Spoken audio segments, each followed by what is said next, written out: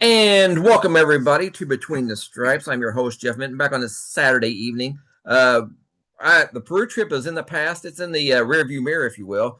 And our troops just dominated over there, pulling home the gold medal. So congratulations to Indiana on that. Before we get started today, we're going to bring in a new Average Joe. He's a household name in Southern Indiana in basketball, anyway. He has several kids at the house, hoping to get one, if not all, into Candy Stripes. And I really look up to the guy, not because he's older or because he's wiser, but because he has like 5 inches on me. Let's welcome in our new Average Joe. Hey, Brian Mercer, welcome to the program. Hey, thanks for having me. We're going to start by talking a little bit about Brian and a couple of things he's going to add to the program that other people that come on may not add. Brian is a accomplished basketball player in the past, so he has that basketball IQ as well as acme, and so he's going to help me with technological terms in basketball and sets and things like that. Also, too, he's kind of plugged into the social media network. He has said things in the past to me that has come into fruition. So I trust Brian's sources for the most part. I really do. He kind of has a pulse on Indiana basketball. We're going to learn a little bit about Brian today. Brian, what got you into Indiana basketball and Indiana sports in general? Well, just like most kids born in Indiana, especially Southern Indiana, you're just born into an Indiana family. It's in your blood, and you just get to learn to love Indiana. I agree. It most people, if you're not from, and they say it's 49 states, it's basketball, but here it's a religion, So I agree. Yes. Everybody's kind of born into it. What about what? I'm trying to think of a thing. You said earlier that you played in Southern Indiana growing up. What hmm were some of the kids that you were able to play with? Anybody notable that you remember playing against in high school? Well, not in high school in general because I went to a very small school, but AAU wise, I played for a pretty good AAU team, Bloomington Red. So practice getting Sean May and Chris Thomas and just that group of guys. It's just Gotcha. So you played against the talented. elite. You played against the elite of the elite, so to speak. hmm And I know that had to be an eye awakening. I'm sure. Sean May was a phenomenal ball player. Did really well. North Carolina got him a championship. Yep. Um, Yep. as long as his daddy did get us one too. So Chris Thomas, he was a Notre Dame guy, wasn't he? Yes, he was. He was Mr. Basketball, I think, in 2000. Yeah. So you did play with some elite competition there. hmm Thoughts about the let's go back to the Peru trip. We'll talk about the summer a little bit. What are some of the things that caught your eye this summer, and what are some of your expectations, and what are some of the things that kind of you didn't see that you wanted to see? Well, it's very hard to tell anything just based on the competition that we played down in Peru. But there's a few things that stood out. Number one is how hard our guys play. Like they get after it. Most times in a game like that, you're up 60, 70 points, you'll start to leak out, cherry pick, and just want to get high like ducks. But for the most part, late in the fourth quarter, they're guarding their man, being in the passing lanes, rebounding. And the second thing that stood out is just the talent level is much Yes, more than we had last year. absolutely. You can see it on the floor. I was talking to a good friend Jake in a couple prior episodes, and we were talking about basically what you just said. When the second string or third string came in, they didn't let up. They didn't turn it into a glorified YMCA ball. They stayed Mm-mm. focused at the task at Mm-hmm. hand, and that shows maturity even this early into the season. So I'm Yeah. I'm excited about that. They played for the game, so to speak, and not the score. Yeah. Absolutely. So what are some of the things that you were kind of like hoping to see, but you didn't? Well, it's like I said, it's hard. You got to take it with a grain of salt because the competition was Sure. so bad. But the freshman's ability to shoot and score, and if they get hot, they're going to let it fly. And Absolutely. that's going to help us later on if they put them in for 2 minutes in the first half and Vaughn could hit three or four threes Yeah. in a matter of a minute and a half. Microwave offense, so to speak. Yes. I know. Okay, let's talk about it from this angle. I was telling you earlier. I think Von Carvala and Prince Alexander Moody are a little bit ahead of the schedule, but I think with Trevor Manhurt's size, his length, his ability to run, and get up and down the court, he's going to be one to handle later on as soon as he catches up with the other freshmen. Would you agree with that? Absolutely. Whenever he puts on some muscle and whenever he's a junior and senior, maybe a sophomore, he's going to be very hard to deal with. Do you think he can contribute any at the end of the season or maybe even midway?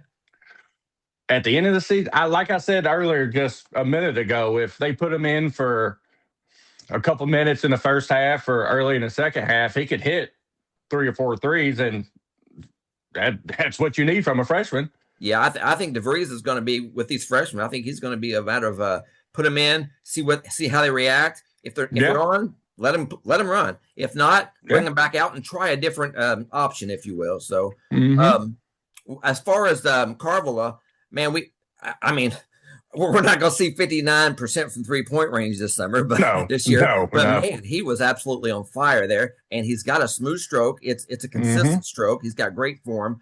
But most people thought of him just as an athlete coming in, but he's a shooter too, Brian, is he not?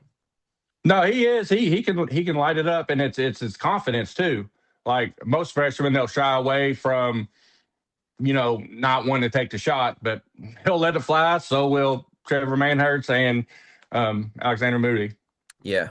What about Moody? I noticed I was talking about Moody to a friend of mine, and we were talking about his defensive awareness. He has a sixth sense of where the ball is going to be placed, and he gets in passing lanes. And when people are driving, he seems to get those sticky fingers in there and sticking his nose in where it doesn't belong. What's your thoughts on his defense early? I mean, his defense is good. He played for a good AAU team takeover, and his high school was in the DMV was one of the best in the country. So he's used to playing that type of level, and he's going to be probably ready more than the other 2 freshmen are. Gotcha. Well, Brian and I today are going to look over minutes and possible minutes for the season, and we're going to find out how much we're in agreement or how much in disagreement of what players get what minutes. And like I said, this will depend. We're going to do a law of average, so to speak, because this will be preseason and Big Ten. So we're going to look at our minutes and see what Brian has and see if we and I can agree on some things. As we know, there's 200 available minutes in the ball game, and we're going to start off in numerical order in the roster. We're going to start off as number 0, Mr. Trevor Manhertz himself, who we were just talking about a few minutes ago. Brian, I see Trevor I see him getting 10 minutes a game. Where are you with 10? I'm at 5. 5? Okay. I'm at 5. Okay. I think he gets a lot of run in the preseason, which boosts his boosted up. Yeah, boosted up a little bit. I think you're closer to 4 or 3 when it comes into Big Ten play or against bigger teams. So we're about 4 or 5 minutes off there. Let's go to number 1, Darren Harris. I got Darren at 15 minutes a game. I got Harris at 21. 21. Okay, so you guys, you're a little higher on Darren than I am so far, but I am. I think his ability to shoot. He really didn't play good at Duke. He didn't get the chance to play, but I think his ability to shoot, his shot mechanics is quick, smooth, and he knows he can hit them. So he just got to hit them. Yeah, he's definitely a prolific shooter as far as that goes. I do like Darren Harris's size. I think he brings great size to the program. I think he's going to be a great rebounding guard. I believe that he's kind of going to be like a Will Sheehy. He's going to kind of get in there and mix it up inside. And so I do see his rebounds being somewhat plentiful. So, well, that's what I like about this team is the defensive rebounding and offensive rebounding too. I think we're going to be a lot better rebounding team than we were last year. Absolutely. And it'll be by committee. I like that too. Like I said, our guards with Carvilla's athleticism and Prince Alexander Moody's ability to get in the lane. I think him and the 3 guards and Harris will definitely be good rebounders. So I agree with that. Let's look at number 2, Bryce Lindsey. First of all, I just want to say this about Lindsey. Watching the program, watching the Peru trip, he is a much better ball handler than I realized. Mm-hmm. Man, he has got some. I mean, I trust him when Burton's out of the game. I really do. I think he's going to be a successful backup, so to speak. Yeah, I got him at 26 minutes a game. 26. Wow, I got him at 26 because when he's on, he's on. Okay. He's like a Lamar type of not as good shooter, Sure. But if he's on, he can hit 8, 9 threes a game. Absolutely. Whenever. I agree with that. I have him at quite a bit lower than that, actually. Here's my logic. I do believe that DeVries, Coach DeVries, will treat this team more of an equality than he. I think he's going to go 9 deep, Brian. I really do. And so I mean, think he has the ability to go 9 deep early on. Will it be 9 whenever we get to Big Ten play? That's true. That's what we're going to have to wait. I got Lindsey coming in at 15 minutes a game because I just think there's. Yeah, I just think there's just going. Yeah, I just think there's going to be a lot of openings there for Carvala or Prince Moody or guys like that to come off the bench and then. But to speak to your 20-something minutes a game, that's a big possibility because he may have to fill in for Burton when Burton's out. So I definitely see maybe more towards you on that as far as that goes. Yeah. Let's talk about Jaden Mustaf. First of all, great summer. I like his ability to get in the lane. I like his ability to make things happen. He's a bigger guard as well. And I like his moxie. I like his moxie. What do you think about Mustaf so far? I love his game. He's a dog. He'll get in your face. He can get to the rim, and he's confident too. He says nobody can stop him. I did like that. I did like that quote. That was actually that you need that. You need that swag out there. You need that chip on your shoulder. And I think he has a little chip on his shoulder. He does. He definitely does. You can tell by the way he plays. I got Jaden coming in again at 15. I got him at 23. 23. So we're just a little bit off on the minutes as far as maybe 6-7 minutes. I like I said, I think I'm more into the concept that these freshmen are so good that they're gonna demand to be on the court, so to speak. But then again, too, you're at the more of the like, well, we'll see when competition comes in, and these guys are probably going to get more runs. So I like Mustaf a lot. I really do. I think I said earlier, with Burton, Sherelle, and Big Samet, I think you get what you get. I think you know what you're getting. I think Harris, Mustaf, and the freshman class are going to be the X factor in this game and in this team. Don't you agree? Well, I'll throw Lindsey in there too. Yeah. Okay. Yeah, I'll throw Bryce Lindsey as X factor too. I would just really go ahead. If Mustaf, Lindsey, and Harris all have really good seasons, then we are a really good team. I agree. Like I said, those three are kind of the X factor with Lindsey. Like I said, the other 3 or 4, you know what you're getting right away. You know what I'm saying? You've seen what they can do in big time competition in the Big East, and so and the SEC. You know what you're getting. But with these 3 or 4, if they play up to par and up to expectations, what we think they can do, this would be a top 10 team, I believe. Well, you also got to think that Sherelle kind of changed his game too, because he's going to play the stretch 4 for us at Alabama. He didn't play that.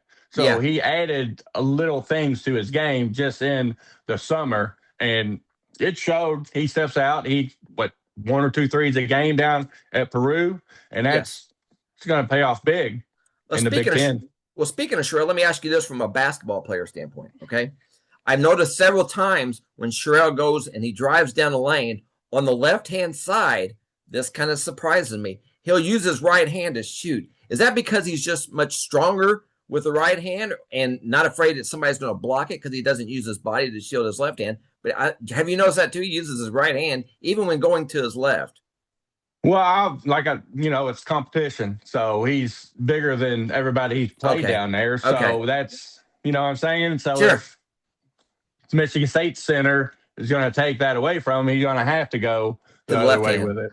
Okay. I was just curious. I had noticed that at several. I didn't know if you noticed that as well, but he goes straight down the left-hand lane, and he would just go straight up with the right hand. He didn't care who was coming, and he's impressive. His ability to pick and pop and to drive the lanes. He played more of a 5 at Alabama, right? Yes. Okay. He was more in. He still shot a couple threes here and there at Alabama. He may have made 1 3 a game at Alabama. I'm not sure, but just his ability to handle the ball in DeVries' system is what he wants. And he's, so far, like I said, it's a grain of salt with the competition, but we'll see. The only thing I don't care about Sherelle early, but it could be early and it could be a thing, is he seems to fall in love with that 3-pointer. And I don't want him to shoot us out of games sometimes. Does that make sense? It does, but that's what you got DeVries for. That's why he gets paid what, $5 Millions of million. dollars to rein that in, right? Yep. Uh, let's move on. Let's look at Marcus Burton, number 5. A couple things I noticed from him from the summer that I didn't expect. He's way shorter than I realized. I see a Yogi Ferrell comparison just in his size. I Hmm. like his quickness. He didn't do a lot in the summer. Then again, he didn't have to. You know what I mean? No, he didn't. I think down there he wanted to get everybody involved to get them comfortable. And whenever the season starts, you'll see him being able to penetrate, get to the lane, shot clock running down. He's going to be able to get by his defender, and his mid range game is deadly. Yeah, I agree. He has that ability to get in the lane, throw a couple floaters up, and make. Hmm. He's really crafty with the ball. But then again, when you grow up 5'7", 5'8", or however tall he is, you got to be crafty with the ball if you want to play at a high level. Absolutely. He's probably the best guard we had since Yogi. I hope you're right. I'm still, like I said, the judgment's still out for me. I hope you're right, but he's got it done at the Big East level. He dominated Notre Dame. I mean, I know he had a few injuries here and there, but ACC. yeah. I'm sorry, what did I Yeah. say? Yeah, Big East. Big East. I'm sorry. That's old school Notre Dame there. Yes, But it is.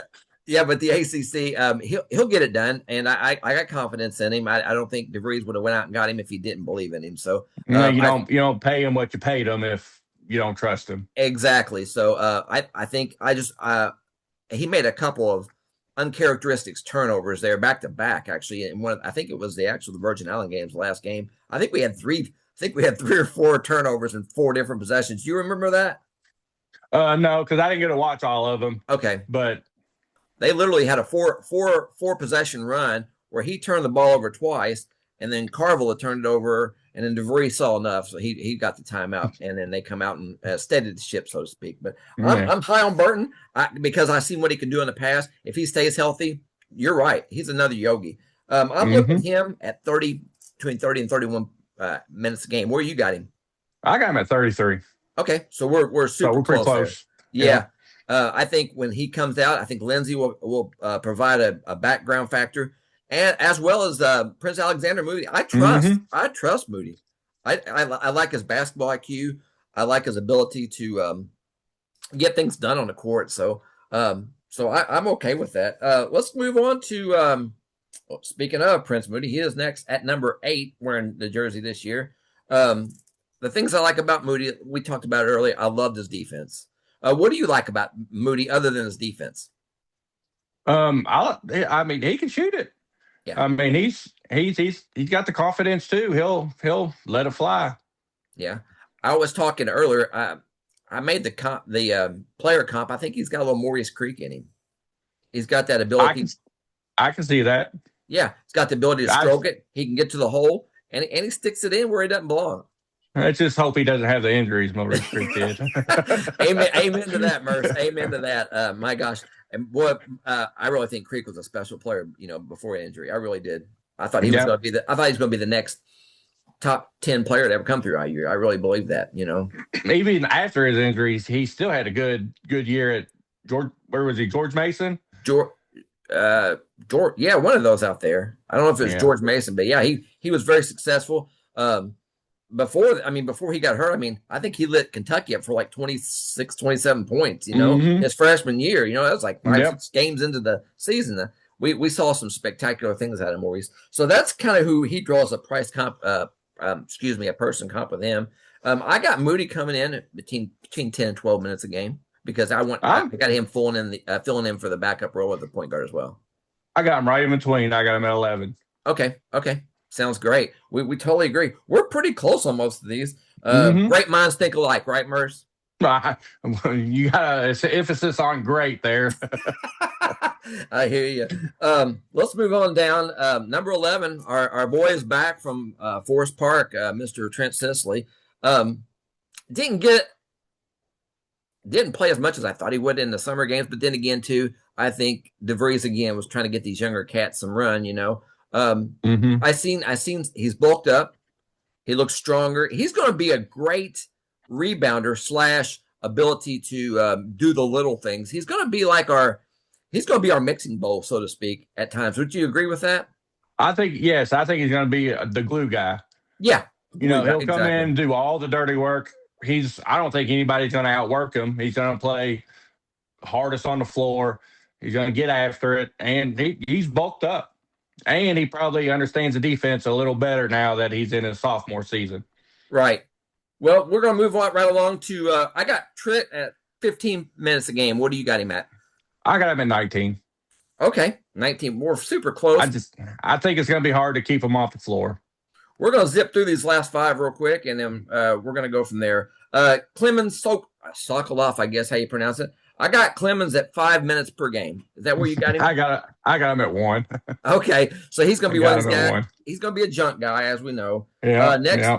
Next would be Justin Mondin. I tell you what, he's a lot better player than I realized he was. He's got some quickness. He's got some swag out there. And I thought he was just going to be a junk player that would never see the court. He probably won't. But man, he for somebody pretty much free off the streets, he does a great job. He's a great practice player, great mentor for Alexander Moody. I got him again at 5 minutes. I got him at 1. Okay, so we're getting about the same area. Big Samet. I got Big Samet coming in at 20 minutes a game. I got him at 27. Okay, so I hope he has that endurance. I hope you're right. So let's move on to Aiden Shrell. I got Aiden at 30 minutes a game. I think he's going to be the main guy that really holds this team in to where we need to be. So where you got Aiden at? I got him at 31. And Okay, I think he's going to be our best player, but Burton will be our most important player. Okay. I agree. I agree totally. Let's look at Carvilla. I got Carvilla at 10 minutes a game. I got Carvilla at 5 minutes a game. Okay. That surprises me a little bit. I know you're high on him, but okay, so you're just thinking. I am. You're just thinking maybe all the competition at that wing spot that he's going to get pushed down the ladder a little bit. I think with his athleticism, I think I got him at 10. And I think that's pretty much everybody. But I can see him coming in and getting 15 minutes here and there if he shoot like he was. Gotcha. Well, overall, I think we're super close on the minutes. I'm liking what this team brings to the table this year. I'm excited. I know you are as well. November can't get here soon enough. Well, I say that we're a football school too. Yeah, we are a football school. let's hold off on that. I agree.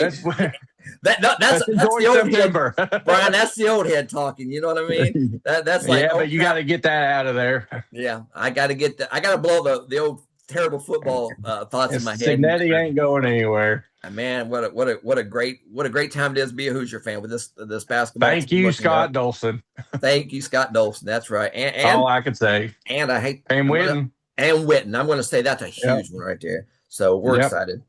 Well, Brian, we're about out of time today. I appreciate you coming on the program, and Brian's going to be a regular fixture here. So get used to his face, get used to his voice, and he's going to be a major supporter of this channel, and we're going to get this thing. Brian, we're off to a good start with this grassroots podcast, and we're going to just keep on building with it. What do you think? Absolutely. I love it. Go Hoosiers. All right, Brian. Well, thanks for having you on, and I will talk at you soon, bro. Bye, Hoosier Nation. I hope you like and subscribe, and I hope you have a good night.